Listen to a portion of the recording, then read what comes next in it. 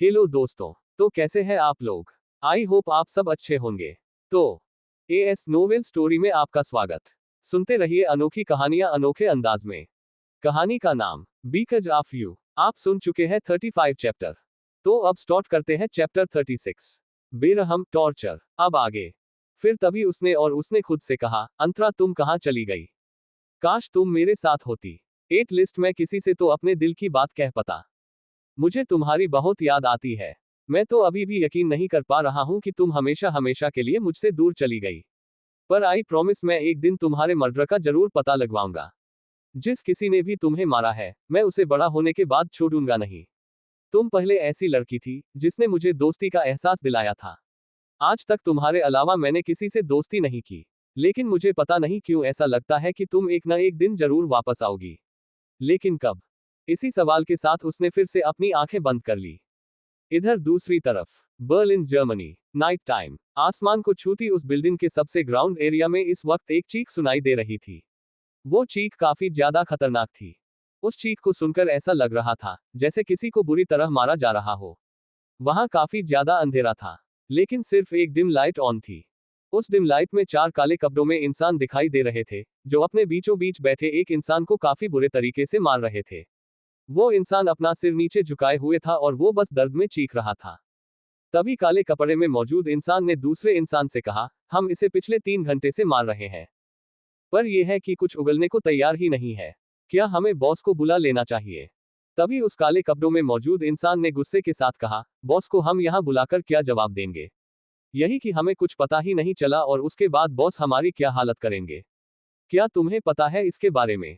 ये सुनकर वो आदमी चुप हो गया और एक बार फिर से उस इंसान को मारना शुरू कर दिया। वो इंसान दर्द में बुरी तरह तड़पने लगा। फिर तभी कोई दौड़ते हुए वहां आया और घबराते हुए बोला, क्या कर रहे हो तुम सब? छोड़ो उसे, मैंने कहा छोड़ो उसे। उस इंसान को देखते ही वो सभी गार्ड्स एक एक करके साइड हटने लगे। वो आदमी दौड़ते हुए उस इंसान के पास आया, जो अब अधमरा हो गया था। वो आदमी उस इंसान को इस तरह दर्द में देखकर उसके चेहरे को दबाते हुए बोला, रोहित, रोहित क्या तुम ठीक हो? Are you okay? रोहित अपनी आंखें खोलो, तुम्हें कुछ नहीं होगा। तभी एक गार्ड ने गुस्से के साथ कहा, हमें बॉस का ऑर्डर है, आप हट जाइए हमारे रास्ते से। ये सुनते ही नमन गुस्से के साथ चिल्लाकर बोला, अगर अब तुमने रोहित को हाथ भी लगाया तो मैं तुम सबको जिंदा नहीं छोड़ूंगा। दूर हो जाओ उससे। तुम सब उसे किसी जानवर की तरह पीट रहे हो। क्या तुम सब उसे मारना चाहते हो? तभी वहां पर एक डरावनी आवाज आई, नमन अंकल यू आर राइट। इस आवाज को सुनते ही नमन के भाव पूरी तरह बदल गए और वही रोहित जो हल्की हल्की सांस ले रहा था उसकी आंखों में भी एक डर आ गया। वो दोनों एक साथ अंधेरे की तरफ देखने लगे जहां से अब एक डरावनी हंसी गूंज उठी। हा हा हा हा हा हा हा हा हा हा हा। जैसे ही नमन और रोहित ने उस आवाज को सुना वो दोनों अंधेरे की तरफ देखने लगे, जहां इस वक्त उन्हें सिर्फ और सिर्फ एक शैतानी हंसी सुनाई दे रही थी, जिसे सुनकर वो दोनों एक पल के लिए खौफ से बिल्कुल खामोश हो गए। लेकिन तभी नमन ने हिम्मत करते हुए कहा, दानिश सर आपने ऐसा क्यों किया रोहित के साथ? आपने उसे इस तरह टॉर्चर क्यों करवाया? आखिर क्या चल रहा है आपके दिमाग में? आप ऐसा क्यों कर रहे हैं? अब उस अंधेरे से एक काली परछाई सबसे पहले सामने आई। नमन और बाकी सारे गार्ड बस चुपचाप सामने ही देख रहे थे। तभी दानिश अपने ब्लैक आउटफिट में नमन और रोहित के सामने आया। लंबी चौड़ी पर्सनैलिटी और अट्रैक्टिव चेहरे के साथ आंखों में एक अलग ही बाहरी लिए दानिश ओबरॉय इस वक्त नमन और रोहित के सामने खड़ा था। दानिश को देखकर नमन और रोहित अब डर से कांप रहे थे, लेकिन तभी नमन ने अपने आप को संभालते हुए कहा, आपने क्यों इस तरह से रोहित को किडनैप करवाया और फिर उसे टॉर्चर कर रहे हैं? दानिश अभी भी खामोश था। वो कुछ सेकंड तक खामोशी से नमन और रोहित को देखता रहा और फिर तभी उसने बेहद खतरनाक मगर सीरियस आवाज में बोला, कहाँ है वो? दानिश के सिर्फ 3 शब्द को सुनते ही नमन और रोहित के चेहरे पर पसीने आ गए। नमन ने तुरंत हकलाते हुए कहा, आप किसकी बात कर रहे हैं? तभी दानिश ने अपनी आंखें बंद की और अपने गले पर हाथ फेरते हुए गहरी सांस लेकर बोला, यू नो वॉट, आप दोनों मुझे बचपन से जानते हैं और बचपन से लेकर मेरे जवानी तक आप दोनों मेरे साथ हैं, तो क्या तभी आप दोनों ये नहीं समझ पाए कि मुझसे धोखेबाजी करने का और झूठ बोलने का अंजाम आप दोनों के लिए क्या हो सकता है? ये सुनते ही नमन और रोहित के चेहरे पर फिर से पसीने आ गए, लेकिन तभी रोहित ने हकलाते हुए कहा, दानिश सर हमें नहीं पता आप किस बारे में बात कर रहे हैं और मुझे ये भी नहीं पता आप मुझे क्यों टॉर्चर करवा रहे हैं। लेकिन हमने कभी आपके साथ धोखेबाजी नहीं की, हमने अपनी जान की आखिरी सांस तक आपको सौंप दी। आप इस तरह हम पर इल्जाम नहीं लगा सकते। दानिश ने एक गार्ड की तरफ कुछ इशारा किया। जैसे ही दानिश की नजर उस गार्ड ने अपने ऊपर पाया, वो तुरंत अपना सर हिला दिया। वो आगे आया और उसने नमन और रोहित को एक दूसरे से अलग कर दिया। नमन रोहित जब एक दूसरे से अलग हुए तो नमन ने जोर से चिल्लाते हुए कहा, प्लीज नहीं, छोड़ दो उसे, मत मारो प्लीज। दानिश सर, ये आप क्या कर रहे हैं? हमने आपकी सेवा की है और आप इस तरह से उसे टॉर्चर नहीं कर सकते। Sir please. तभी दानिश टेढ़ा मुस्कुराकर बोला, यू नो वॉट, आप एक ऐसे इंसान के साथ हैं जो जिस थाली में खाते हैं उसी थाली में छेद करते हैं। आपने मेरे साथ वफादारी नहीं निभाई, आपने मेरे साथ गद्दारी की है और उस गद्दारी की सजा मौत से आपको चुकानी होगी। फिर इसके लिए चाहे आप अपनी जान दें या आप उनकी जान ले। ये कहते हुए अब दानिश ने एक गार्ड की तरफ इशारा किया। गार्ड ये सुनकर अपना सर हिला दिया और वो आगे आया और उसने नमन के तरफ बंदूक बढ़ा दी। बंदूक देखते ही नमन के हाथ पैर कांपने लगे। उसके हाथ पैर सुन्न पड़ गए। उसे समझ ही नहीं आया कि वो बंदूक देखकर किस तरह रिएक्ट करे। लेकिन तभी दानिश ने सर्द आवाज में कहा, ये सिर्फ गन नहीं है बल्कि ये आप दोनों की जिंदगी है। भले ही इसे आप किसी की जान ले सकते हैं, लेकिन आप अगर चाहे तो किसी की जान बचा भी सकते हैं, और अगर आप नहीं चाहते कि आप अपने ही प्यारे दोस्त को अपने हाथों से मारे तो जल्द से जल्द मुझे उसके बारे में बता दीजिए। ये सुनते ही अब नमन और रोहित का चेहरा सफेद पड़ गया। रोहित ने तुरंत नमन को देखकर कहा, ऐसी बात है तो तुम मुझे मार डालो, कम से कम वो इस तरह से हम धोखेबाजी के इल्जाम में तो नहीं रहेंगे और ना ही हमें हर वक्त ये सारे शब्द सुनने को मिलेंगे। इसलिए तुम एक काम करो, पहले मुझे मार दो फिर खुद को मार दो, सारा खेल ही खत्म हो जाएगा। तभी ये सुनकर दानिश किसी शैतान की तरह हंसने लगा। उसकी हंसी काफी ज्यादा डरावनी थी। अपने 21 साल की उम्र में ही वो एक ऐसा यंग लड़का था जो बिजनेस माइंडेड था, जिसके बिजनेस पर पकड़ इतनी ज्यादा शार्प थी कि सामने बड़ा बिजनेस टाइकून भी उसकी तारीफ किए बिना नहीं जाता था। और आज आलम ऐसा था कि दानिश पूरे एशिया पर राज करता था। वो भी अपने इतने कम उम्र से सभी उसे अपना आइडल मानते थे, लेकिन वो दो पर्सनैलिटी रखता था। एक पर्सनैलिटी जो दुनिया के सामने था और दूसरी उसकी डार्क पर्सनैलिटी थी जो सबसे अनजान थी, लेकिन जो उसके अपने थे और जो खास जानने वाले थे उन्हें पर्सनैलिटी के बारे में पता था। वो एक बुरा और क्रूर इंसान था। उसकी आंखों में किसी के लिए अपनापन नहीं था और आज रोहित को मारने जा रहा था, जिसने बचपन से लेकर आज तक उसका साथ दिया था। नमन अभी भी उसे गन को कांपते हुए नजरों से देख रहा था। तभी दानिश ने अब गुस्से के साथ कहा, आप गन उठाकर अपने दोस्त को मारेंगे या फिर मुझे सच बताएंगे? दो में से एक काम आपको करना होगा। अगर आप दो में से एक काम भी नहीं कर पा रहे हैं तो तीसरा ऑप्शन ये होगा कि। ये कहते कहते वो कुछ सेकंड के लिए रुका और फिर बोला, तीसरा ऑप्शन बिल्कुल शार्प है। तीसरा ऑप्शन में मैं खुद इन्हें मार दूंगा। ये सुनते ही दूसरे ही पल नमन ने कांपती हाथों से बंदूक उठा ली। तो वही ये देखकर दानिश तिरछा मुस्कुरा दिया और नमन से और रोहित से बोली, क्या अंकल यही दोस्ती है आपकी? इतने सालों पुरानी आपके दोस्त ने तो पल भर में ही आपको मारने के बारे में सोच लिया। आप दोनों ही एक दूसरे के लिए लॉयल नहीं है तो मैं आप दोनों से कैसी लॉयल्टी की उम्मीद कर सकता हूं? ये सुनकर रोहित की आंखें नम हो गई और वो नमन को देखने लगा तो वही नमन जो अभी भी अपने हाथों में गन लिए कांप रहा था। उसने गुस्से के साथ कहा, दानिश सर, आप हमारी दोस्ती पर ऐसे सवाल नहीं उठा सकते। हमें पता है कि हम कितने अच्छे दोस्त हैं, लेकिन आज आप जो कुछ भी कर रहे हैं वो जायज नहीं है। इस तरह आपको नहीं करना चाहिए। तभी दानिश ने कड़क आवाज में कहा, मुझे क्या करना चाहिए क्या नहीं ये तुम मुझे नहीं सिखाओगे। अब चुपचाप अपने दोस्त को मार दो और खुद मर जाओ। आज यही सारा खेल खत्म हो जाएगा। ये सुनकर नमन ने कहा, अगर ऐसी बात है तो मैं सबसे पहले खुद को ही मार डालता हूं, क्योंकि मेरे मरने के बाद वैसे भी सारा खेल खत्म हो जाएगा। ये कहकर नमन ने अब रोहित के बजाय अपने सिर पर बंदूक डाल ली। तो ये देखते ही रोहित जोर से चिल्लाया, नमन क्या तुम पागल हो गए हो? तुम ऐसा नहीं कर सकते, प्लीज होश में आओ। ये सब कुछ बहुत कॉम्प्लिकेटेड है। लेकिन तभी नमन ने कहा, तुमसे बढ़कर मेरे लिए कुछ नहीं है। अगर तुम्हारे लिए मुझे अपनी जान भी देनी पड़ती है तो मैं दे दूंगा, मुझे फर्क नहीं पड़ता। लेकिन जितने दिन तक मैं तुम्हारे साथ अपनी जिंदगी बिताई वो बहुत ही मेमोरेबल थी, जिसके लिए थैंक यू सो मच। इसी के साथ नमन ने अपने ऊपर गन चला दी। वहां सभी ये सब कुछ देखकर दंग थे। लेकिन तभी रोहित के गुस्से के साथ कहा, नमन क्या तुम्हें मेरी बात एक बार में समझ नहीं आती? मैंने कहा ना अभी के अभी तुम मुझे मार दो, प्लीज मैं तुमसे रिक्वेस्ट कर रहा हूं। लेकिन नमन ने गुस्से के साथ कहा, नहीं, तुम अभी यहाँ पर रहकर बहुत सारे काम करने वाले हो और अगर मैंने तुम्हें मार दिया तो मेरा वो काम पूरा नहीं हो पाएगा, इसलिए तुम अपना काम करो और मैं इस दुनिया से जा रहा हूँ। ये कहकर वो जैसे ही गोली चलाने के लिए आगे बढ़ा, उसी वक्त दानिश ने उसके हाथ को पकड़ लिया। एक पल के लिए ये देखकर वो हैरानी से उसे देखने लगा। तभी नमन ने कहा, क्या हुआ दानिश सर, अपने बंदूक क्यों रोक दी? छोड़िए, मुझे मरना है, मुझे मर जाने दीजिए। लेकिन इसके जवाब में दानिश ने बिना किसी भाव के कहा, मैं आप दोनों की जान को छोड़ सकता हूं, लेकिन इसके बदले में आप दोनों को बताना होगा कि वो कहां है। ये सुनते ही रोहित ने कहा, आप मुझसे ये बात हजारों बार पूछ चुके हैं, लेकिन मैं हजारों बार ये जवाब दिया है कि मुझे उसके बारे में कुछ नहीं पता, इसलिए प्लीज हमें परेशान करना बंद कर दीजिए। तभी ये सुनकर दानिश ने गुस्से के साथ कहा, इन 7 सालों में वो कहाँ चली गई, आखिर कुछ तो पता होगा ना आप दोनों को। मैं आप दोनों पर यकीन नहीं करता, मुझे अच्छे से पता है, आप दोनों को इसके बारे में बहुत कुछ पता है, लेकिन आप मुझे बताना नहीं चाहते, लेकिन अच्छी बात है आप मुझे कुछ ना बताएं तभी बेहतर होगा।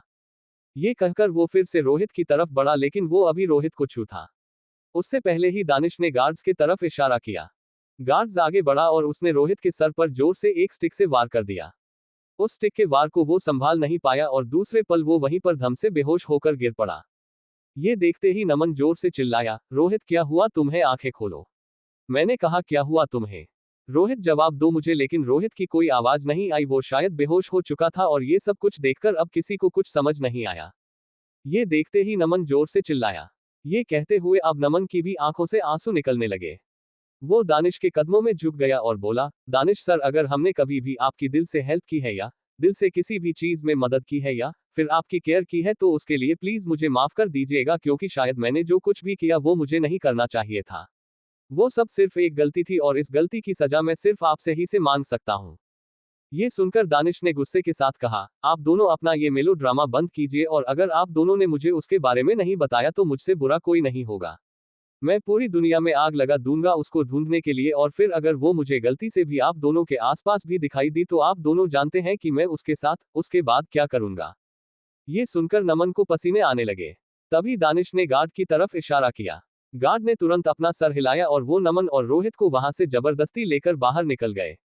उनके जाने के बाद दानिश डिम लाइट के बीचों बीच रखी बड़ी सी किंग साइज ब्लैक कलर की चेयर पर लीन होकर बैठ गया। इस वक्त फॉक्स लाइट उसके ऊपर पड़ रही थी और उस ब्लैक आउटफिट में और ब्लैक किंग साइज चेयर में बैठकर उसके एक्सप्रेशन अलग हो गए था। उसने अपनी आंखें बंद की और शैतानिया तरीके से बोला, बस अब बहुत जल्द इंतजार खत्म होगा तुम्हारा, क्योंकि दानिश ओबरॉय तुम तक आ रहा है और उसके बाद फिर तुम मेरे सामने होगी, तब मैं तुम्हें ऐसा सबक सिखाऊंगा कि इस तरह बीच में साथ छोड़कर जाने का अंजाम होता है। अब स्टार्ट करते हैं चैप्टर 37, अंतरा की तरफ, दानिश का पागलपन। अब आगे। ये कहते हुए अब नमन की भी आंखों से आंसू निकलने लगे। वो दानिश के कदमों में झुक गया और बोला, दानिश सर, अगर हमने कभी भी आपकी दिल से हेल्प की है या दिल से किसी भी चीज में मदद की है या फिर आपकी केयर की है तो उसके लिए प्लीज मुझे माफ कर दीजिएगा, क्योंकि शायद मैंने जो कुछ भी किया वो मुझे नहीं करना चाहिए था। वो सब सिर्फ एक गलती थी और इस गलती की सजा मैं सिर्फ आपसे ही से मांग सकता हूँ। ये सुनकर दानिश ने गुस्से के साथ कहा, आप दोनों अपना ये मेलो ड्रामा बंद कीजिए, और अगर आप दोनों ने मुझे उसके बारे में नहीं बताया तो मुझसे बुरा कोई नहीं होगा। मैं पूरी दुनिया में आग लगा दूंगा उसको ढूंढने के लिए, और फिर अगर वो मुझे गलती से भी आप दोनों के आसपास भी दिखाई दी तो आप दोनों जानते हैं कि मैं उसके साथ उसके बाद क्या करूंगा। ये सुनकर नमन को पसीने आने लगे। तभी दानिश ने गार्ड की तरफ इशारा किया। गार्ड ने तुरंत अपना सर हिलाया और वो नमन और रोहित को वहां से जबरदस्ती लेकर बाहर निकल गए। उनके जाने के बाद दानिश डिम लाइट के बीचों बीच रखी बड़ी सी किंग साइज ब्लैक कलर की चेयर पर लीन होकर बैठ गया। इस वक्त फॉक्स लाइट उसके ऊपर पड़ रही थी और उस ब्लैक आउटफिट में और ब्लैक किंग साइज चेयर में बैठकर उसके एक्सप्रेशन अलग हो गए था। उसने अपनी आंखें बंद की और शैतानिया तरीके से बोला, बस अब बहुत जल्द इंतजार खत्म होगा तुम्हारा, क्योंकि दानिश ओबरॉय तुम तक आ रहा है और उसके बाद फिर तुम मेरे सामने होगी, तब मैं तुम्हें ऐसा सबक सिखाऊंगा कि इस तरह बीच में साथ छोड़कर जाने का अंजाम होता है। ये कहते हुए उसके चेहरे पर एक शैतानी मुस्कुराहट थी। इधर नमन और रोहित वापस से उस बैकयार्ड में थे। रोहित जमीन पर गिर पड़ा और उसकी आंखों से आंसू निकलने लगा। इधर दूसरी तरफ इंडिया, दिल्ली में शाम का वक्त हो चला था। इस वक्त विशाल काफी गुस्से में हॉल में टहल रहे थे। वहां पर रोली डर से सर झुकाए खड़ी थी। विवेक और सुरेखा जी को भी कुछ समझ नहीं आ रहा था। तभी विवेक जी ने पूछा, विशाल आखिर बात क्या है, तुम मुझे कुछ बताओगे?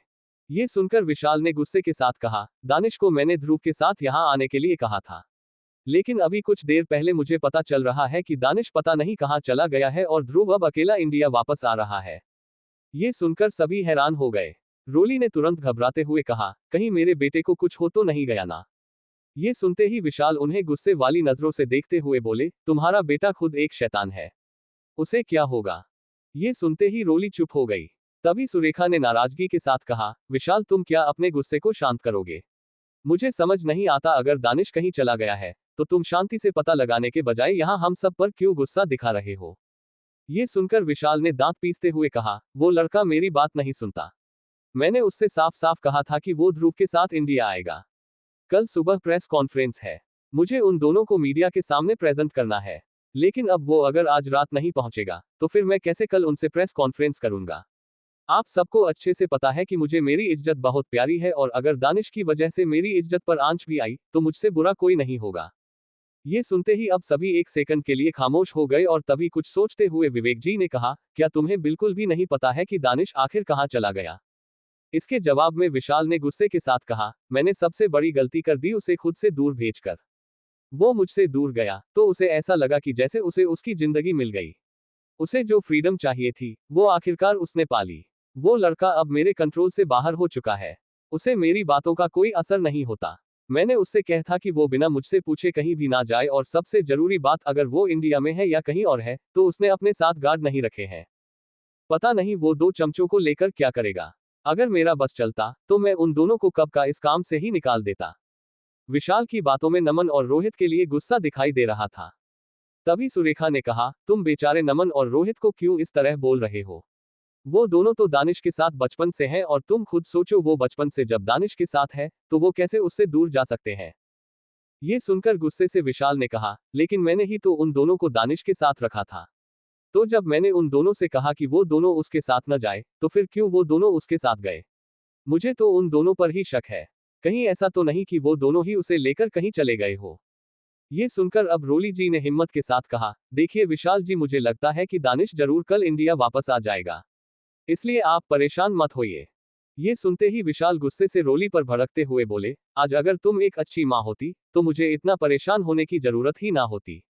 तुम्हारे अंदर तो एक अच्छी माँ बनने के धन ही नहीं है। तुम क्या मुझे सिखाओगी, जिसके बेटे ने ही आज तक तुम्हें माँ नहीं कहा? ये सुनते ही रोली को ऐसा लगा जैसे कि अभी अभी उसका दिल बुरी तरीके से फिर से टूट गया हो। उसकी आंखों से आंसू निकल आए।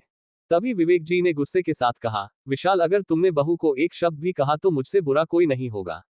तुम हर बात में उसे क्यों ताने मारते हो? आखिर उसकी इन सब चीजों में क्या गलती है? अगर दानिश उसे मां नहीं कहता, उससे बात नहीं करता तो इसमें उसकी क्या गलती है? ये सुनकर विशाल अब हंसते हुए बोला, डैड, इसमें सिर्फ इसी की गलती है। इसने कभी उसे प्यार दिया ही नहीं। ये मां होकर बच्चों में भेदभाव करती है। इसे सिर्फ और सिर्फ अपने सबसे छोटे बेटे से प्यार है। इसके अलावा ना तो इसे मेरे बड़े बेटे से और ना ही मेरे दानिश से कोई प्यार है। तभी ये सुनकर रोली ने सिसकते हुए कहा, एक माँ अपने बच्चों के बीच कभी भेदभाव नहीं कर सकती। मुझे अपने तीनों बच्चों से बराबर प्यार है। ये सुनकर विशाल ने गुस्से के साथ कहा, अब तुम मुझे जवाब दोगी? ये सुनते ही रोली अब एकदम से चुप हो गई। वहां का माहौल बहुत ज्यादा गर्म हो चुका था। तभी सुरेखा जी ने जल्दबाजी के साथ कहा, देखो, तुम दोनों बहस करना बंद करो। दानिश लापता है तो तुम्हें अपने आदमियों को भेजना चाहिए और उसे ढूंढवाना चाहिए। जरूर वो मिल जाएगा। इसके जवाब में गुस्से के साथ विशाल ने कहा, पिछले 3 घंटे से मैं उसे ढूंढ रहा हूं, लेकिन उसका कहीं कोई अता पता नहीं है और अगर वो कल सुबह यहां नहीं आया तो फिर मुझसे बुरा कोई नहीं होगा। ये कहते हुए वो वहां से चला गया। तो वहीं बाकी सब उसकी ये बात सुनकर परेशान हो गए। इधर दूसरी तरफ बर्लिन में विला के बैकयार्ड में इस वक्त नमन रोहित के घाव पर ऑइंटमेंट लग रहा था। इस वक्त नमन काफी चुप था, तो वही रोहित भी खामोश था। लेकिन कुछ ही सेकंड में रोहित ने नमन को देखकर कहा, नमन, अब हम क्या करेंगे? क्या तुमने इसके बारे में कुछ सोचा है? तभी नमन ने कहा, पिछले 7 सालों से हम दानिश सर के साथ हैं। हमने कभी उम्मीद नहीं की थी कि दानिश सर एक पल में हमारे साथ ऐसा कुछ करेंगे। उन्हें ऐसा लग रहा है कि हमने उनके साथ गद्दारी की है। तभी इसके जवाब में रोहित ने कहा, ये सच ही तो है। ये सुनते ही अपना नमन रोहित को देखने लगा। तभी रोहित ने काफी सीरियस होकर कहा, हम अच्छे से जानते हैं कि हमने 7 सालों से दानिश सर से क्या छुपाया है और इन 7 सालों में हमने ये भी देखा है कि दानिश सर का पागलपन उसके लिए हद से ज्यादा बढ़ गया है और अब वो इतने ज्यादा पागल हो गए हैं कि वो हम पर ही हमला कर रहे हैं, सिर्फ और सिर्फ उसके ना मिलने की वजह से। इसलिए मुझे लगता है कि अब हमें ये सच बता देना चाहिए। ये सुनकर नमन ने अब डरते हुए कहा, लेकिन हम क्या बताएंगे? हमने तो पहले ही कह दिया था कि वो मर गई है। पर अगर हमने अब आगे कुछ भी बताया तो? ये कहते कहते नमन चुप हो गया। उसकी आंखों में डर दिख रहा था। तो वहीं रोहित ने भी डरते हुए कहा, इसी बात का तो डर मुझे भी है, क्योंकि अब अगर हमने दानिश सर से ये बताया कि अंतरा उस एक्सीडेंट में मरी नहीं बल्कि जिंदा थी और हमने ही उसे उनसे 7 सालों तक इस तरह छुपा कर दूसरी कंट्री में रखा है, तो वो पता नहीं क्या करेंगे। मुझे तो लगता है कि वो हमें जिंदा ही नहीं छोड़ेंगे। ये सुनते ही अब नमन ने तुरंत डरते हुए कहा, तो हम क्या करें रोहित? हम तो बहुत बुरी तरह फंस चुके हैं। तभी इसके जवाब में रोहित ने कहा, हमने सोचा था कि हम अंतरा को सबसे दूर रखेंगे और दानिश सर से दूर रखेंगे तो हम उसे एक अच्छी जिंदगी दे पाएंगे और हम इतने सालों से उसे दे भी पा रहे हैं। लेकिन अब सब कुछ देखकर ऐसा लग रहा है कि अब जब तक हम दानिश सर से इस बारे में बता नहीं देंगे, तब तक दानिश सर भी खुश नहीं रह पाएंगे। क्योंकि तुमने दानिश सर को अच्छे से देखा है, वो अंतरा को पागलों की तरह ढूंढ रहे हैं। ये सारी बातें सुनकर अब नमन कुछ देर के लिए बिल्कुल चुप हो गए। तभी उन्होंने कुछ सोचा और बोले, मुझे फर्क नहीं पड़ता दानिश सर हमारे साथ क्या करेंगे। हमने जो कुछ भी किया है, अंतरा की भलाई के लिए किया है। क्या तुम्हें याद नहीं है 7 साल पहले जब अंतरा का एक्सीडेंट हुआ था और उस एक्सीडेंट को जिस इंसान ने करवाया था उसने हमें क्या धमकी दी थी। उसने हमें साफ साफ कहा था कि अगर हमने अंतरा को दानिश से दूर नहीं किया, तो वो हमारी अंतरा को जान से मार देंगे और एक बाप होने के नाते हमने अपनी बेटी की सेफ्टी को सबसे पहले देखा। इसलिए हमने दानिश सर से उसे दूर कर दिया। लेकिन अब अगर दानिश सर इस तरह अंतरा को वापस पाने की जिद कर रहे हैं, तो हमें दानिश सर से ये सच बता देना चाहिए और उसके बाद अगर हम अंतरा के बारे में उनसे बताएंगे, तब शायद वो हमें माफ कर दे। ये सुनकर रोहित ने भी फिर अपना सर हिला दिया। तभी नमन का वापस से फोन बजा। फोन देखकर नमन ने फिर से कॉल को इग्नोर कर दिया। ये देखकर रोहित ने ना समझी में कहा, क्या हुआ नमन? किसका कॉल आ रहा है बार बार? इसके जवाब में नमन ने कहा, तुम्हें तो पता है ना कि दानिश सर वहां से यहाँ चले आए हैं और मुझे कुछ देर पहले ही पता चला कि वो विशाल सर से बिना बताए आए हुए हैं। इसलिए विशाल सर का आदमी बार बार मुझे फोन कर रहा है और बिना दानिश सर के परमिशन के मैं किसी का कॉल पिक नहीं कर सकता। ये हमारे रूल के खिलाफ है। ये सुनकर रोहित ने भी अपना से हिलाया और बोले, हाँ मुझे लगता है कि वहां विशाल सर भी गुस्से से पागल हो गए होंगे। क्योंकि दानिश सर को कल मीडिया के सामने भी जाना था, लेकिन वो यहाँ अंतरा को ढूंढ रहे हैं।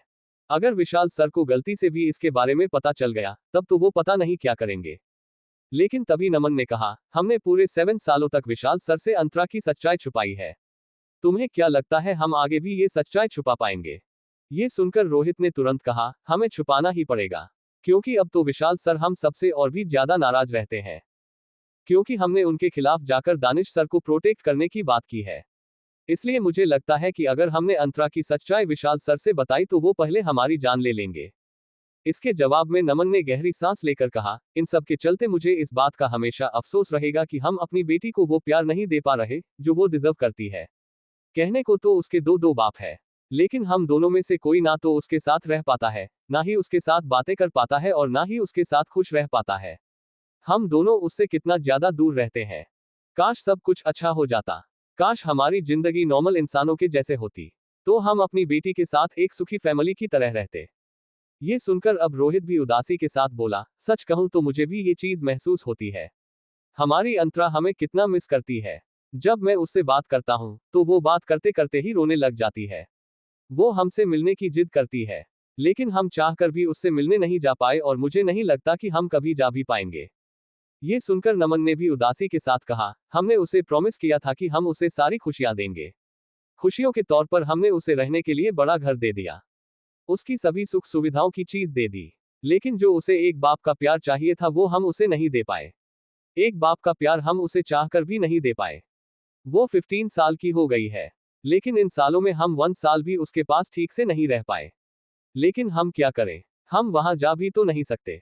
लेकिन तभी एक गहरी मगर डरावनी आवाज आई, कोई बात नहीं अंकल, आप तब नहीं जा पाए, लेकिन अब हम सब साथ जरूर जाएंगे। उस आवाज को सुनते ही नमन और रोहित के पैरों तले जमीन खिसक गई। वो दोनों तुरंत गेट के तरफ देखने लगी और गेट पर डेविलिश वे में खड़े दानिश को देखते ही वो दोनों दंग रह गए। गाइस, अंतरा और दृश्य की एज मैंने 15 साल की कर दी ऑन डिमांड। अब स्टार्ट करते हैं चैप्टर 38। अंतरा की शैतानी, बहुत हुआ तड़पना, अब तुम मुझसे मिलोगी। अब आगे। ये सुनकर रोहित ने तुरंत कहा, हमें छुपाना ही पड़ेगा। क्योंकि अब तो विशाल सर हम सबसे और भी ज्यादा नाराज रहते हैं। क्योंकि हमने उनके खिलाफ जाकर दानिश सर को प्रोटेक्ट करने की बात की है। इसलिए मुझे लगता है कि अगर हमने अंतरा की सच्चाई विशाल सर से बताई तो वो पहले हमारी जान ले लेंगे। इसके जवाब में नमन ने गहरी सांस लेकर कहा, इन सब के चलते मुझे इस बात का हमेशा अफसोस रहेगा कि हम अपनी बेटी को वो प्यार नहीं दे पा रहे जो वो डिजर्व करती है। कहने को तो उसके दो बाप है, लेकिन हम दोनों में से कोई ना तो उसके साथ रह पाता है, ना ही उसके साथ बातें कर पाता है और ना ही उसके साथ खुश रह पाता है। हम दोनों उससे कितना ज्यादा दूर रहते हैं। काश सब कुछ अच्छा हो जाता।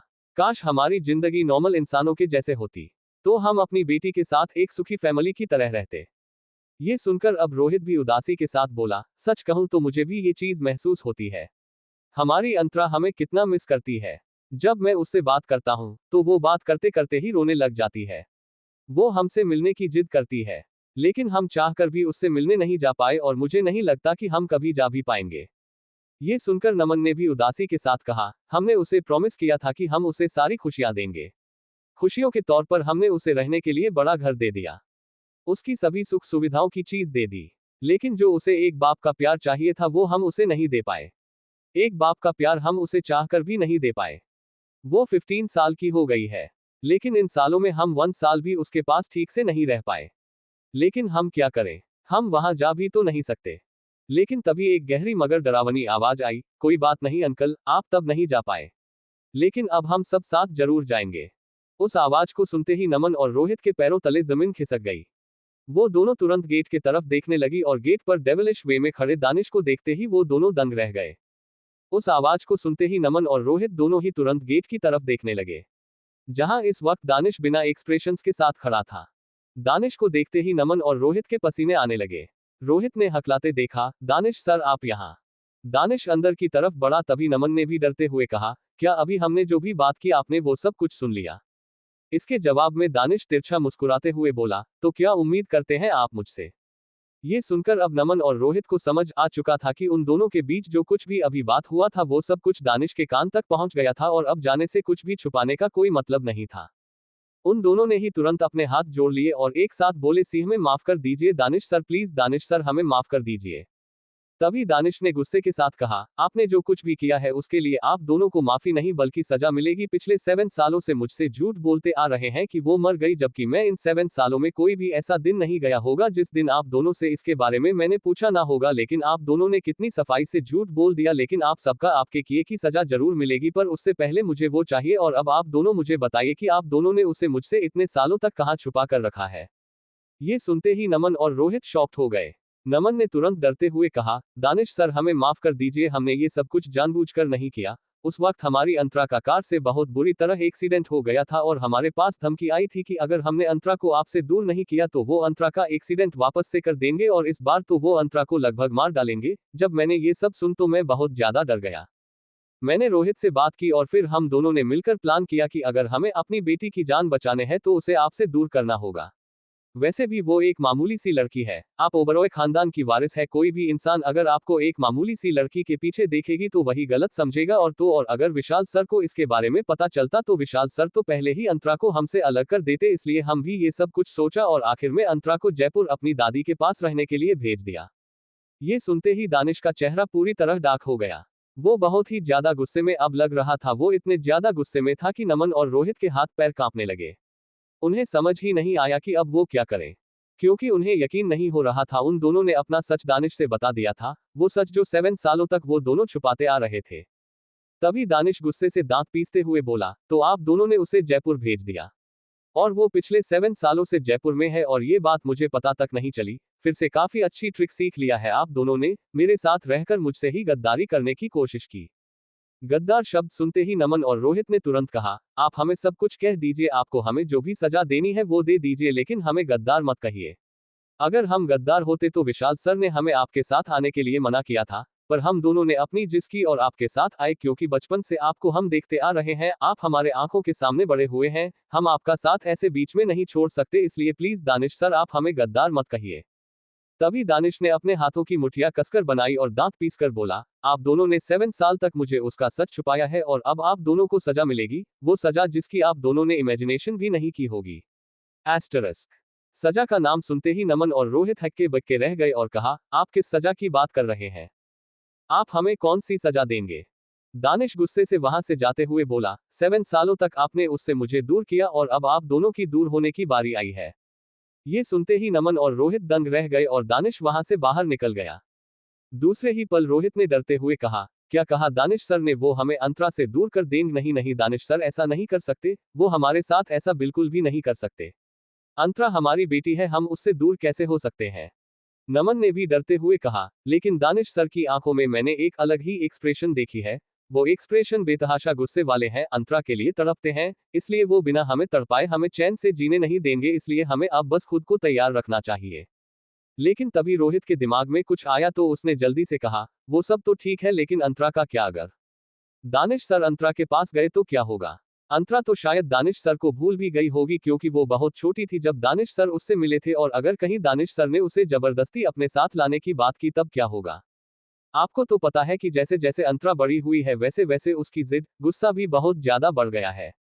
वो पहले से बहुत ज्यादा बदल चुकी है। पूरे जयपुर में वो फेमस है। कोई भी इंसान चाहे बड़ा हो या बुढ़ा या बच्चा उसके सामने ज्यादा बोल नहीं पाता क्योंकि वो ऐसे ऐसे जवाब देती है कि सामने वाले का मुंह ही बंद हो जाता है। पता नहीं अब दानिश सर क्या करेंगे उसके साथ।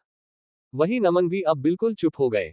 इधर दूसरी तरफ इंडिया जयपुर, सुबह का वक्त था। ग्राउंड एरिया में कुछ लगभग 15 से 17 साल के उम्र के बच्चे क्रिकेट मैच खेल रहे थे, और जो इस वक्त बैटिंग कर रहा था उसका पूरा चेहरा कवर था और वो काफी तेजी के साथ शॉट मार रहा था।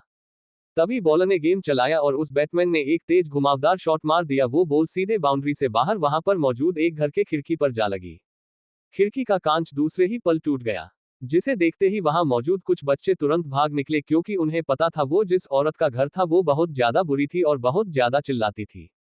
इधर बॉलर भी जल्दी जल्दी अपना कॉस्ट्यूम उतारने लगा और बैटमैन को देखकर चिल्लाते हुए बोला, क्या कर रही हो तुम, क्या तुम्हें डांट सुनना है? अगर तुम्हें डांट सुनना है तो तुम सुन सकती हो क्योंकि गलती तुम्हारी है, और अगर तुम्हें डांट नहीं सुना तो जल्दी जल्दी चेंज करो और भागो यहां से।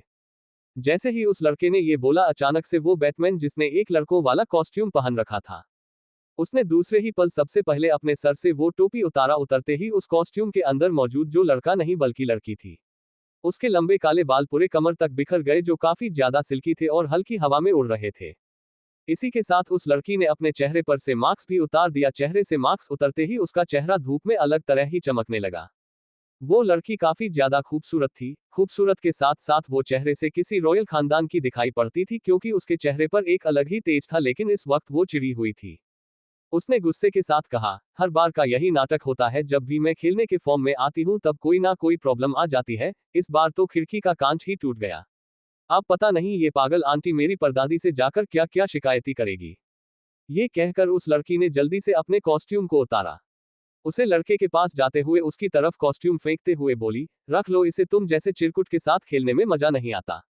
अब मैं अपने खुद के और वहां पर खेलूंगी जहां ना तो किसी की खिड़की टूटेगी और ना ही किसी का कांच।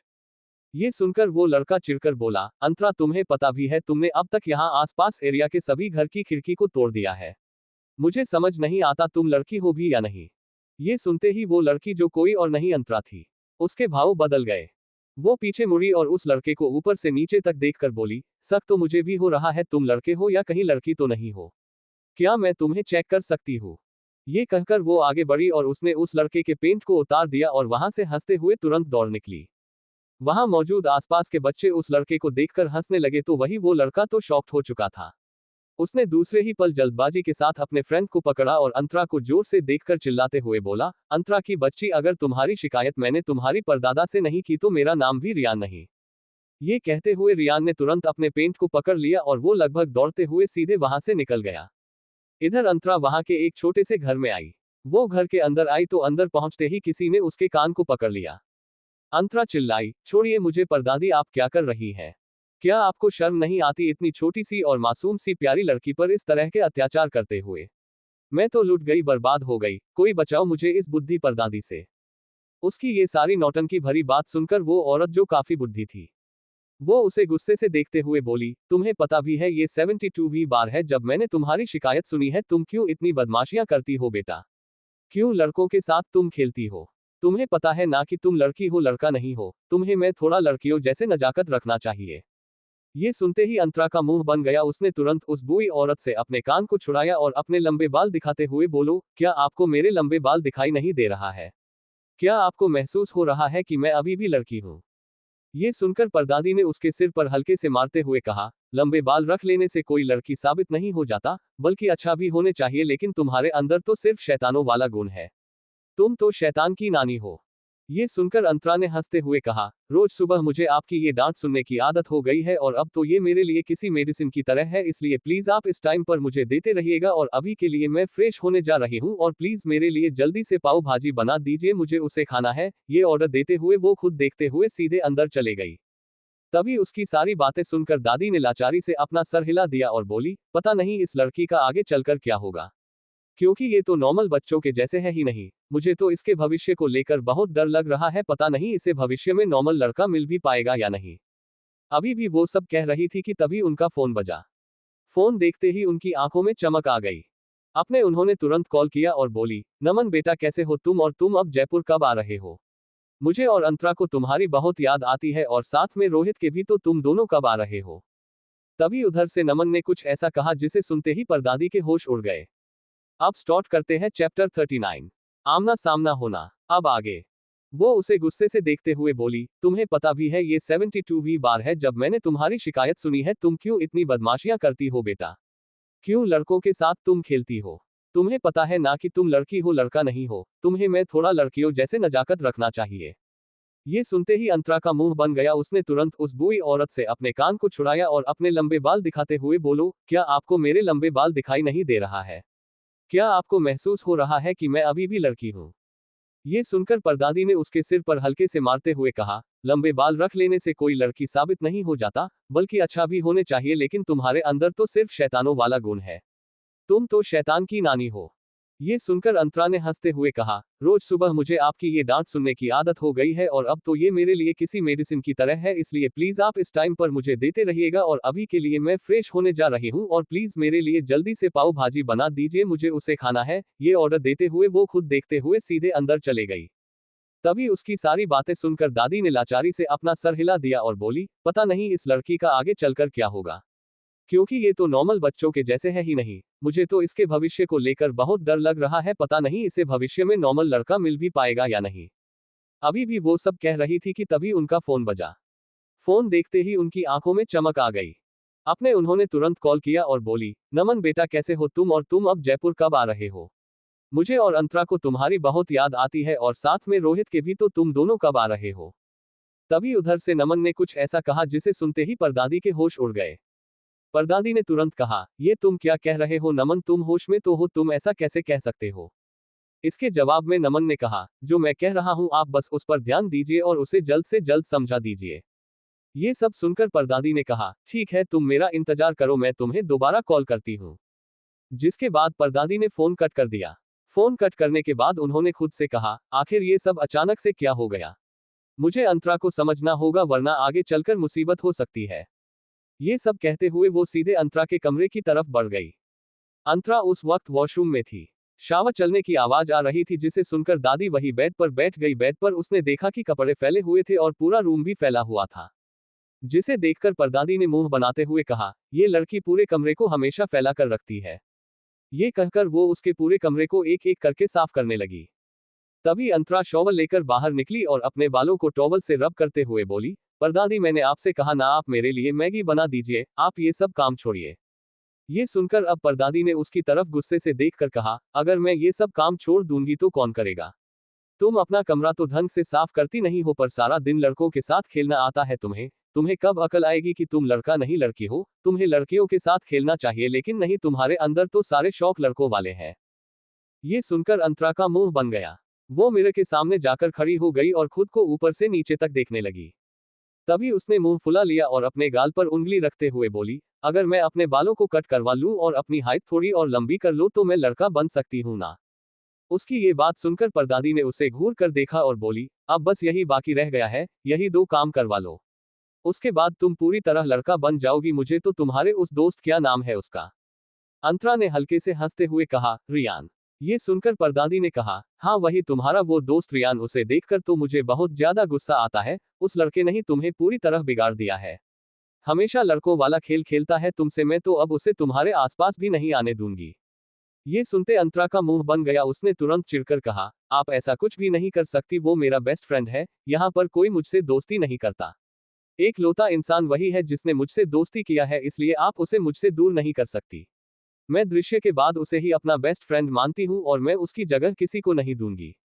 उसके मुंह से दृश्य शब्द सुनकर परदादी ने गुस्से के साथ कहा, तू मैंने फिर से उसका नाम लिया? मैंने कहा था ना, पिछले जिंदगी में जो कुछ भी हुआ उसे अब तुम भूल चुकी हो। अब तुम्हारी जिंदगी नए सिरे से शुरू हो चुकी है और अब हो तुम उसका नाम वापस से मत लेना। ये सुनकर अंतरा ने चिढ़कर कहा, लेकिन क्यों, मैं दृश्य का नाम क्यों नहीं ले सकती? वो मेरा बेस्ट फ्रेंड है, मुझे उसकी याद आती है, मैं तो उससे मिलने भी जाना चाहती हूँ, पर आप और दोनों डैडी मुझे उससे मिलने नहीं जाने देते। आप सब ऐसा क्यों करते हैं मेरे साथ? एक तो जबरदस्ती मुझे ऐसा जगह पर लेकर आए, और जब यहाँ पर मैंने दोस्त बना लिया तो इसमें आप सबको फिर से प्रॉब्लम हो गई। मैं कुछ नहीं जानती, रियान मेरा दोस्त है और वही मेरा दोस्त रहेगा। अगर आपने मुझे उससे दूर करने की कोशिश की तो मैं यहां से कहीं भाग जाऊंगी, फिर मैं आपको कभी नहीं मिलेगी। जैसे ही अंतरा ने ये कहा अचानक से सुलोचना जी के भाव बदल गए। वो तुरंत गुस्से से उसके पास आई और बोली, क्या कहा तुमने? तुम यहां से भाग जाओगी? क्या तुम होश में तो हो या फिर तुम्हारा दिमाग कहीं घास चढ़ने चला गया है? इस उम्र में कहाँ जाओगी तू? खबरदार, अगर आज के बाद तुमने ये बात कह दिया, आइंदा से कभी ऐसी बात मत कहना, समझी तुम? सुलोचना जी को इतने गुस्से में देखकर अंतरा ने फिर जल्दी से कहा, ओके ओके समझ गई, आई एम सॉरी। मुझे आपसे ऐसी बात नहीं करनी चाहिए थी, पर आप जब भी रियान के बारे में कुछ भी कहते हो मुझे अच्छा नहीं लगता, इसलिए प्लीज नेक्स्ट टाइम से आप उसके बारे में कुछ मत कहना। सुलोचना जी ने कहा, मैं उसे कुछ भी नहीं कह रही हूँ, लेकिन मुझे लगता है कि उसके साथ तुम रहकर बहुत ज्यादा बिगड़ गई हो। उसका क्या है, वो तो अमीर बाप का बिगड़ा हुआ लड़का है, लेकिन तुम्हारे पास इतनी अमीर नहीं है। तुम्हें अपने पढ़ाई लिखाई पर भी ध्यान देना चाहिए, तभी तो तुम आगे चलकर एक बहुत बड़ी कंपनी खेलोगी। जो सपने तुम्हें देखे हैं तभी तो पूरा करोगी। सुलोचना जी की ये बात सुनकर अब अंतरा कुछ सोचते हुए सोफे पर बैठी और दूसरे ही वक्त उसने एक्साइटमेंट के साथ कहा, यू आर राइट दादी, आपने तो मेरी आंखें खोल दी, आप बिल्कुल ठीक कह रही हो। मुझ पढ़ाई भी करनी चाहिए, तभी मैं एक बड़ी सी कंपनी खोलेगी और फिर उस कंपनी में आपको अपना कुक रख दूंगी और दोनों डैडी को मैनेजिंग डायरेक्टर का पोस्ट दूंगी। ये अच्छा आइडिया है ना? ये सुनकर सुलोचना उसे घूरते हुए कहा, मैं क्यों तुम्हारे लिए खाना बनाऊंगी? क्या वहां पर शेफ नहीं रहेंगे? मुझे दूसरी कोई पोस्ट दे देना। ये सुनकर कर अंतरा ने अब सुलोचना जी को साइड से हक कर लिया और हंसकर बोली, ओ मेरी परदादी, एक आप ही तो है जिनके हाथ का खाना मुझे दुनिया का सबसे बेस्ट खाना लगता है। आप जैसा खाना कोई भी दूसरा शेफ नहीं बन सकता, इसलिए मैं जब बहुत बड़ी कंपनी खोलूंगी तो उसमें आपको ही मैं शेफ रखूंगी, आपके अंडर में बहुत सारे काम करेंगे, आई प्रॉमिस। उसकी ये सारी प्लानिंग सुनकर सुलोचना जी मुस्कुरा दी और बोली, बेटा मैं उम्मीद तो यही करती हूँ कि आगे चलकर तुम बहुत ज्यादा सफल हो जाओ, क्योंकि तुम्हारे दोनों बाप ने तुम्हें लेकर बहुत सारे सपने देखे हैं। ये सुनते हैं अंतरा ने गुस्से के साथ कहा, प्लीज परदादी, मुझे अच्छे से पता है दोनों डैडी को मुझसे कोई प्यार नहीं है, इसीलिए तो वो मुझसे इतनी दूर रहते हैं और इतने सालों सालों तक दूर रहते हैं। उनको ना तो मेरी कोई याद आती है और ना ही उन्हें मुझसे कोई लेना देना है, इसलिए प्लीज आप उनका जिक्र मेरे आगे मत किया कीजिए। ये कहकर वो वहां से बाहर जाने लगी तो वही उसकी ये बात सुनकर सुलोचना जी ने उसे रोकते हुए कहा, बेटा मुझे तुमसे कुछ कहना था। ये सुनकर अंतरा के कदम अपनी जगह रुक गए। उसने ना समझी में कहा, क्या कहना है आपको? इसके जवाब में सुलोचना जी ने कहा, अब से तुम बाहर कहीं नहीं जाओगी और शायद कुछ ही वक्त में कोई ऐसा तुमसे मिलेगा जो शायद तुम्हें यहाँ से लेकर जाने के बारे में कहेगा, लेकिन तुम वादा करो कि तुम अपनी जिद पर खड़ी रहोगी और मुझे छोड़कर कहीं नहीं जाओगी। जैसे ही अंतरा नहीं ये सुना, वो एक पल के लिए हैरान हो गई और हैरानी से बोली, बट ये आप क्या कह रही है? क्या आप सच बोल रही है? क्या वाकई मुझे कोई अपने साथ लेकर जाने के लिए आने वाला है? इसके जवाब में सुलोचना जी ने परेशान होकर कहा, सी नहीं बेटा, मैं ये नहीं कह रही हूँ कि कोई तुम्हें ले जाएगा, लेकिन तुम बस इतना सोच लो कि अगर कोई तुम्हें अपने साथ लेकर जाने की जिद करेगा तो तुम उससे ज्यादा जिद करना और साफ साफ कह देना कि तुम मुझे छोड़कर कहीं नहीं जाओगी, ओके? ये सुनकर अंतरा ने तुरंत मासूमियत के साथ कहा, ओके दादी, जैसा आप कहे, पर अब जल्दी चलिए, मेरे लिए मैगी बनाई है, मुझे बहुत ज्यादा भूख लगी है। ये सुनकर सुलोचना जी ने फिर अपना सर हिला दिया और वो सीधे किचन में आई। किचन में आने के बाद वो काम करने लगी, लेकिन उनके दिमाग में अभी भी नमन की बातें चल रही थी। जिसे सोचकर उन्होंने खुद से कहा, आखिर मैं कैसे अंतरा को समझाऊं कि जो इंसान उसके पास आ रहा है वो शायद उसके लिए पूरा पागल है। जिस तरह से नमन ने अभी मुझे उसके बारे में बताया, उसे सुनकर तो मुझे यही लग रहा है कि पता नहीं वो इंसान क्या करेगा अंतरा के साथ। मुझे तो बहुत डर लग रहा है, लेकिन मैं बस यही प्रार्थना करूंगी भगवान से कि मेरी अंतरा को जो मिले अच्छा मिले, जिसमें वो आगे चलकर सुखी रहे। मैं उसकी जिंदगी में दुख नहीं झेल देख सकती। ये सब कहते हुए उन्होंने अपनी आंखें बंद कर ली तो उनकी आंखों से कुछ आंसू गिर गए और वो वापस अपना काम करने लगी। इधर दूसरी तरफ एक बड़ा सा चॉपर लैंड था। उसे चॉपर के अंदर दानिश ब्लैक आउटफिट में जाकर बैठ गया। उसके हाथ में इस वक्त उसका टैब था। उसने अपने टैब को ऑन किया और ऑन करते ही सटेप का जो वॉलपेपर था वो अंतरा के छोटे क्यूट चेहरे से भरा हुआ था। अंतरा के उसे चेहरे को देखकर दानिश ने अपना हाथ आगे बढ़ाया और अंतरा के पूरे चेहरे पर अपना हाथ फेरते हुए बोला, बस थोड़ी देर और उसके बाद तुम्हारा मेरा आमना सामना होगा और फिर मैं तुम्हें पूरी तरह से अपना बना लूंगा। ये कहते हुए दानिश के चेहरे पर एक अलग ही गहरी मुस्कुराहट थी और कुछ ही देर में चॉपर सीधे इंडिया के लिए रवाना हो गया।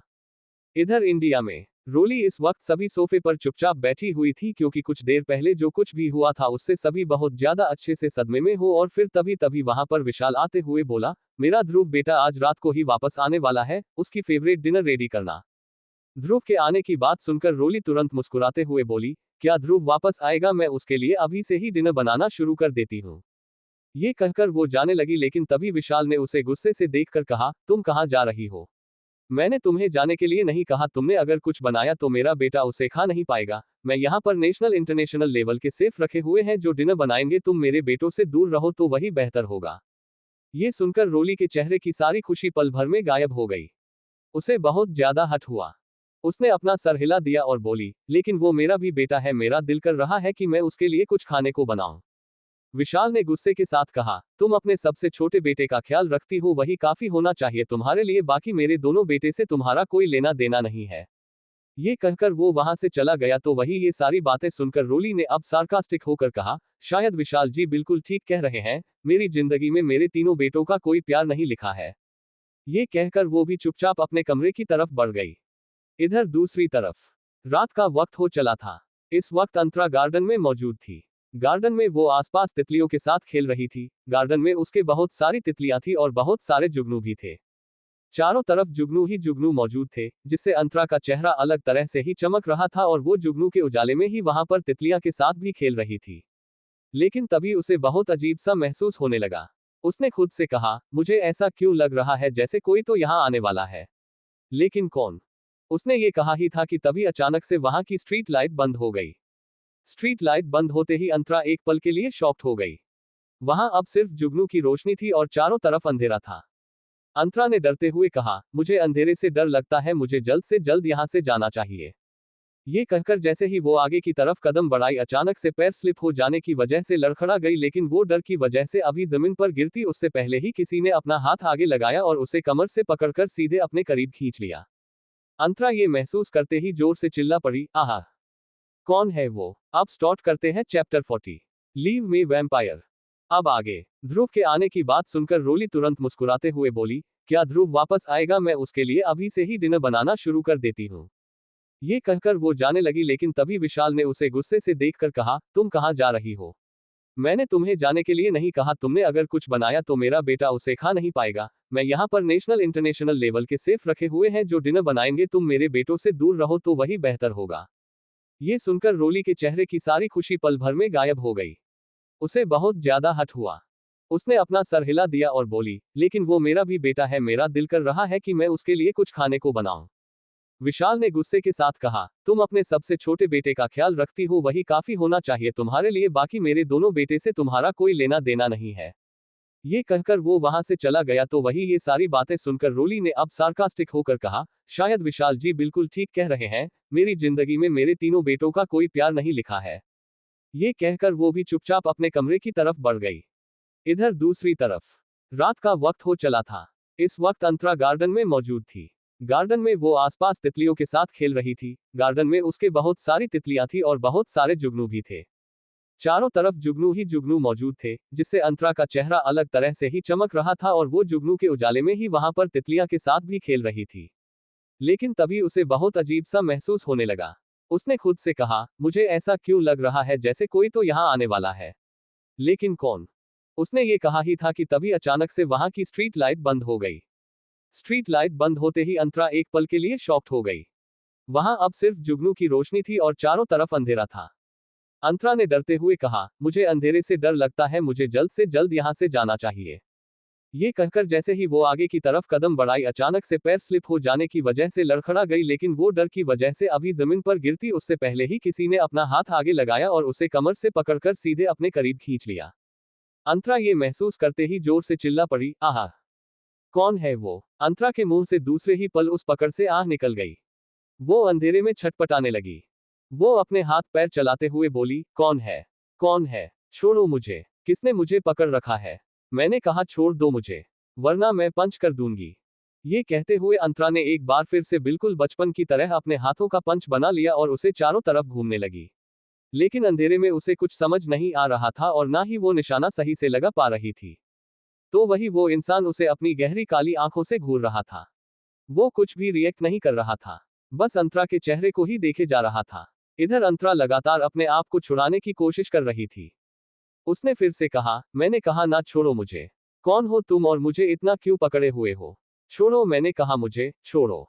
ये कहते हुए उसने उस इंसान को धक्का देना चाहा।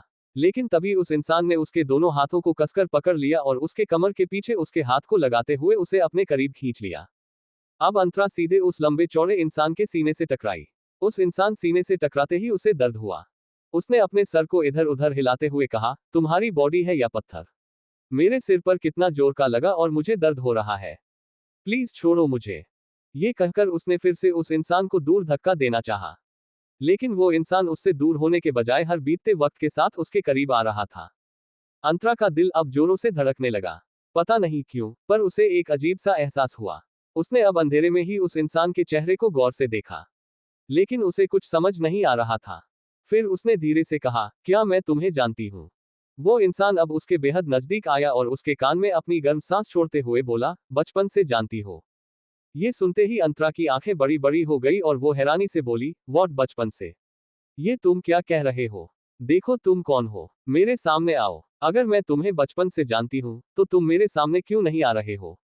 कहीं ऐसा तो नहीं कि तुम मुझसे डर रहे हो? देखो डरने की कोई बात नहीं है। मैं तुम्हें नहीं मारूंगी। अगर मैं तुम्हें पहचानती होऊंगी, तो मैं तुम्हें अपना दोस्त बना लूंगी, जैसे मैंने रियान को अपना दोस्त बनाया हुआ है। उसके मुंह से रियान शब्द जैसे ही उस इंसान के कानों में गया, उस इंसान की पकड़ अंतरा के कमर पर बेतहाशा मजबूत हो गई। अंतरा को ऐसा लगा जैसे कि उसकी कमर अभी के अभी टूट जाएगी। उसकी आंखों में दर्द की वजह से आंसू आ गए। उसने गुस्से के साथ कहा, कौन हो तुम? छोड़ो मुझे, मुझे दर्द हो रहा है। क्या तुम पागल हो? प्लीज छोड़ दो मुझे, मैं सच कह रही हूँ, मुझे बहुत दर्द हो रहा है। ये कहकर वो खुद को छुड़ाने लगी। लेकिन तभी उस इंसान ने गुस्से के साथ उसके गर्दन को पकड़ लिया और बोला, क्या तुमने इतने सालों में एक लड़के को दोस्त बनाया था और तुम उस लड़के के करीब भी गई थी? जवाब दो मुझे। इसी के साथ वो इंसान अब अंतरा के गर्दन को पकड़कर खींचते हुए अपने और भी ज्यादा नजदीक कर लिया और इस वक्त वहां की स्ट्रीट लाइट भी ऑन हो गई। स्ट्रीट लाइट ऑन होते ही दानिश का भयानक चेहरा अंतरा की नजरों के सामने आया। दानिश को एक सेकंड के लिए देखकर अंतरा बस देखते रह गई।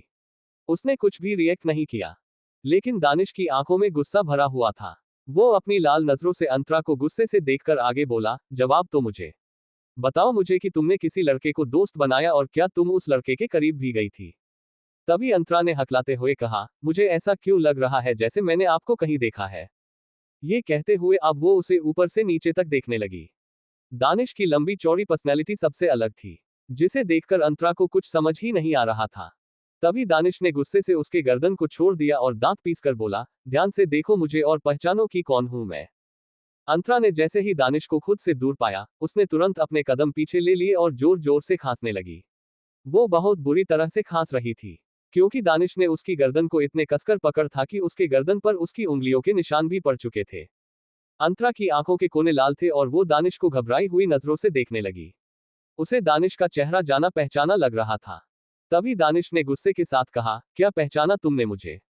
अंतरा ने हकलाते हुए कहा, मुझे आप याद नहीं आ रहे हो? ये सुनकर दानिश ने अब अपनी आंखें गुस्से के साथ बंद कर ली, जैसे वो खुद के गुस्से को कंट्रोल कर रहा हो। उसने अपने हाथों की मुठ्ठियां बनाई और गहरी सांस लेते हुए उसने अपनी आंखें खोली। अब वो अंतरा के करीब जाने लगा। अंतरा ने जैसे ही दानिश को अपने पास आते देखा, वो अपने कदम पीछे लेते हुए बोली, आप मेरे पास क्यों आ रहे हैं? क्या प्रॉब्लम है आपकी? देखिए आप मुझसे सीनियर दिखाई दे रहे हैं। मुझे नहीं पता आप यहाँ क्या कर रहे हैं, पर प्लीज अभी के अभी यहाँ से चले जाइए। तभी दानिश ने गुस्से के साथ उसे उसकी बाजुओं से पकड़ लिया और बोला, क्या तुम मुझे भूल गई? ये सुनकर अब अंतरा दानिश को काफी ध्यान से देखने लगी। उसे देखते हुए उसको कुछ धुंधली सी यादें याद आने लगी। फिर उसने अपना सर खुजलाते हुए कहा, आपका फेस तो किसी वैम्पायर जैसा है। कहीं आप वैम्पायर तो नहीं है? उसकी ये बात सुनते ही दानिश के एक्सप्रेशंस बदल गए और फिर वो बोला, तुम्हें सिर्फ वैम्पायर की याद आ रही है मुझे देखकर? क्या तुम्हें समझ नहीं आ रहा कि मैं कौन हूं तुम्हारे लिए?